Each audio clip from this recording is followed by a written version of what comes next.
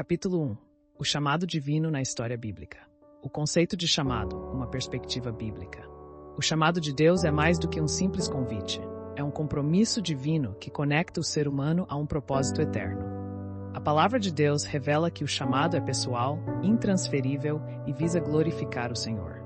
Este chamado é baseado na soberania divina e na capacidade de Deus de capacitar os escolhidos. Na narrativa bíblica, vemos diferentes formas de Deus chamar. Diretamente, como no caso de Moisés, ou indiretamente, por meio de eventos, como com Esther. Exemplos bíblicos: Abraão, Moisés, Isaías e Paulo. Abraão foi chamado para ser o pai da fé, recebendo a promessa de formar uma grande nação e ser bênção para todas as famílias da terra.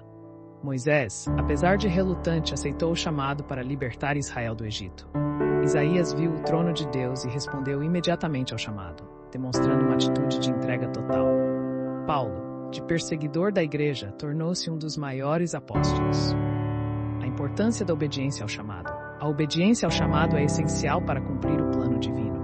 Jonas é um exemplo de como a desobediência pode atrasar os propósitos de Deus, mas também de sua misericórdia em redirecionar os errantes.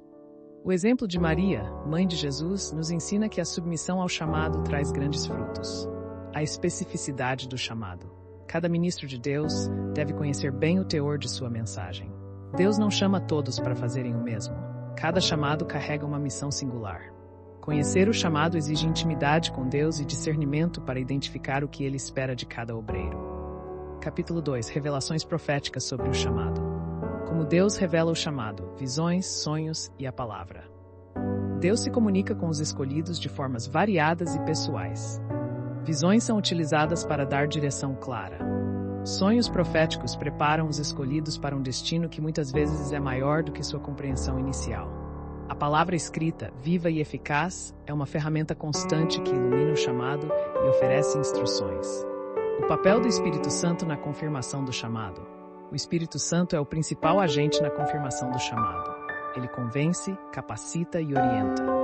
Além disso, ele concede dons espirituais que são cruciais para o cumprimento do chamado, discernindo entre o chamado verdadeiro e os desejos pessoais. Nem toda